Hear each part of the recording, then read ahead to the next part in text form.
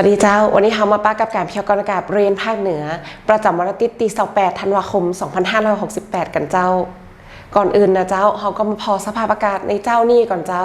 บริเวณภาคเหนือของเราโดยทั่วไปก็มีอากาศเย็นถึงหนาวกับมีหมอกในตอนเจ้าอุณหภูมิก็จะลดลงเล็กน้อยนะเจ้าสำหรับอุณหภูมิยอดดอยเจ้าก็มีอากาศหนาวถึงหนาวจัด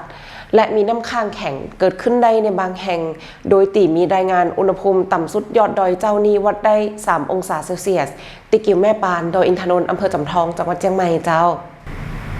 และสำหรับสภาพอากาศทั่วไปของวันนี้นะเจ้าภาคเหนือก็ยังคงมีอากาศเย็นถึงหนาวกับมีหมอกในตอนเจ้าโดยตีจะมีอุณหภูมิลดลงแหมเล็กน้อยเนื่องจากบริเวณความกดอากาศสูงหรือมวลอากาศเย็นกำลังค่อนข้างแห้งจากประเทศจีนเจ้าก็ได้แผ่ลงมาพัดปกคลุมบริเวณประเทศไทยตอนบนก็ยะฮือประเทศไทยก็โดยรวมตอนบนก็ยังคงมีอากาศเย็นถึงหนาวเจ้าสำหรับสภาพอากาศแถม24ชั่วโมงตั้งหน้าเจ้าภาคเหนือตอนบนอากาศก็ยังคงเย็นถึงหนาวกับมีหมอกในตอนเจ้าโดยตีจะมีคาดการณ์อุณหภูมิต่ำสุดอยู่ตี14-17องศาเซลเซียสอุณหภูมิสูงสุดคาดการณ์อยู่ประมาณ28-31องศาเซลเซียสเจ้าสำหรับยอดดอยอากาศก็ยังคงหนาวถึงหนาวจัดกับมีน้ำค้างแข็งเกิดขึ้นได้ในบางแห่งอุณหภูมิต่ำสุดก็อยู่ประมาณ3-10องศาเซลเซียสลมเป็นลมตะวันออกเฉียงเหนือความเร็ว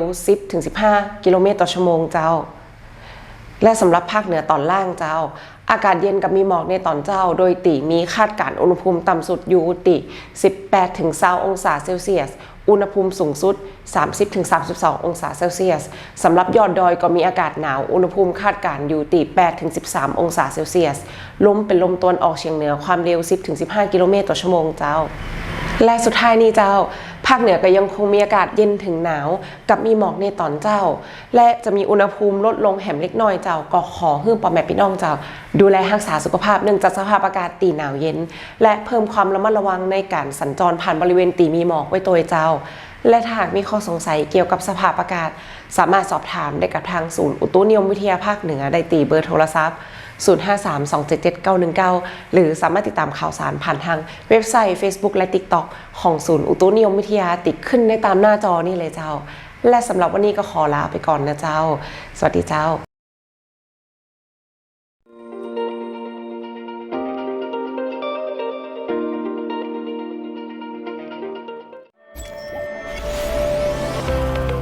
กรมอุตุนิยมวิทยาได้พัฒนาและเพิ่มประสิทธิภาพการปฏิบัติงานเพื่อให้บริการในรูปแบบดิจิทัลเพิ่มขีดความสามารถในการตรวจเฝ้าระวังพยากรณ์อากาศแจ้งเตือนภัยธรรมชาติล่วงหน้าได้อย่างแม่นยำ